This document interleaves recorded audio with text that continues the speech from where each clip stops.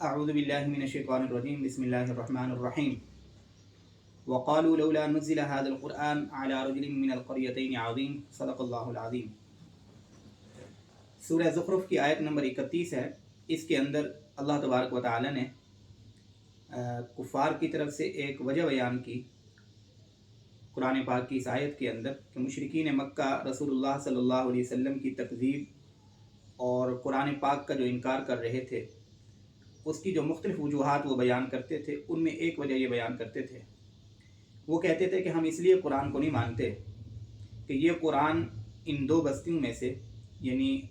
مکہ اور طائف میں سے کسی بڑی شخصیت کے اوپر کیوں نازل نہیں ہوا۔ بڑی شخصیت سے مراد یعنی دنیاوی اعتبار سے، مادی اعتبار سے کسی بڑی شخصیت میں نازل ہو جاتا کہ جس کے پاس سیادت ہوتی، سرداری ہوتی، جس کے پاس جائیداد ہوتی، مال و دولت، باغات ہوتے، اور وہ قبیلے کا سردار ہوتا، وہ آ کر اگر نبوت کا دعویٰ کرتا اور یہ کہتا کہ یہ قرآن میرے اوپر نازل ہوا ہے، یہ اللہ کا کلام ہے، تو ہم مان لیتے۔ اب یہ اس کے برعکس یہ قرآن ایک ایسے شخص پر نازل ہوا یعنی جو دعویٰ کر رہا ہے نزول کا، وہ یتیمی کی حالت میں پیدا ہوا ہے، اس کے پاس کوئی سرداری بھی نہیں ہے، وہ کسی قبیلے کا سردار بھی نہیں ہے، اس کے پاس کوئی باغات بھی نہیں ہے، مال و دولت بھی نہیں، تو ہم اس شخص کی بات کو ماننے کے لیے تیار نہیں ہیں، اس لیے کہ دنیاوی سٹیٹس اس کے پاس نہیں ہے۔ وہ لوگ در حقیقت دل کی آنکھوں سے محروم تھے، وگرنہ رسول اللہ صلی اللہ علیہ وسلم کو اللہ نے جو سیادت اور قیادت اور جو عظمتیں عطا فرمائی تھی، اس کا خلاصہ تو بعدت خدائے بزرگ تو ہی قصہ مختصر، لیکن کیونکہ وہ مادی چشمہ لگا کر اور مادی اینک لگا کر رسول اللہ صلی اللہ علیہ وسلم کو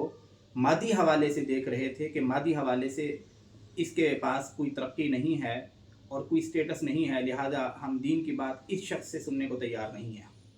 یہ ایک وجہ بیان کی اللہ تبارک و تعالی نے۔ اس آیت کے اندر میرے اور آپ کے لیے کیا سبق ہو سکتا ہے؟ اس لیے کہ قرآن پاک کی جو آیت بھی ہے وہ میرے اور آپ کی رہنمائی کے لیے ہے، اس کے اندر میرے اور آپ کے لیے پیغام ہے۔ میرے اور آپ کے لیے پیغام یہ ہے کہ دین کی بات سننے کے لیے یہ معیار بنانا کہ دین کی بات ہم کسی ایسے عالم سے سنیں گے، کسی ایسی شخصیت سے سنیں گے جو دنیاوی سٹیٹس کا حامل ہو، جس کے پاس اسباب عیش و عشرت ہوں، جس کے پاس گاڑی ہو، جس کے پاس بنگلہ ہو، جو سوشل میڈیا کے اوپر زیادہ سنا جاتا ہو، جس کی فین فالوئنگ ہو، جس کے پاس ہٹو بچوں کی آوازیں بلند ہوتی ہوں، ہجوم ہو، شہرت ہو۔ اس چیز کو معیار بنانا کسی دین کی بات سننے کے لیے، کسی شخصیت کے لیے معیار یہ چیزیں رکھنا، یہ قرآن پاک کی اس آیت کے خلاف ہیں۔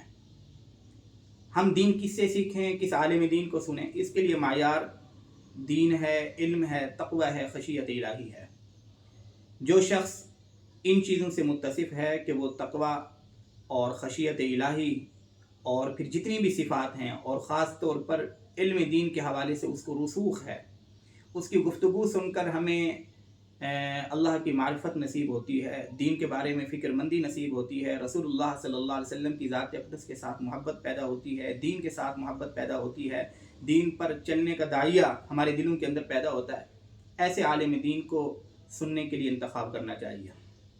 پھر اگر ان چیزوں کے ساتھ اللہ نے اس کو شہرت بھی دے دی ہے، اللہ نے اسے مال و دولت بھی دے دیے ہیں، تو کوئی یہ ممنوع چیزیں نہیں ہیں۔ لیکن آج ہمارے ہاں عام طور پر دیکھا یہ جاتا ہے، مشاہدہ یہ ہے کہ ہمارے ہاں غیر شعوری طور پر ایک مزاج یہ پنپ رہا ہے، ہمارے ہاں مزاج کہ آج ہم دین کی بات سننے کے لیے بھی کسی ایسے عالم دین کو ڈھونڈتے ہیں کہ جو برانڈ بن چکا ہو، جو شہرتوں کے عروج پر ہو۔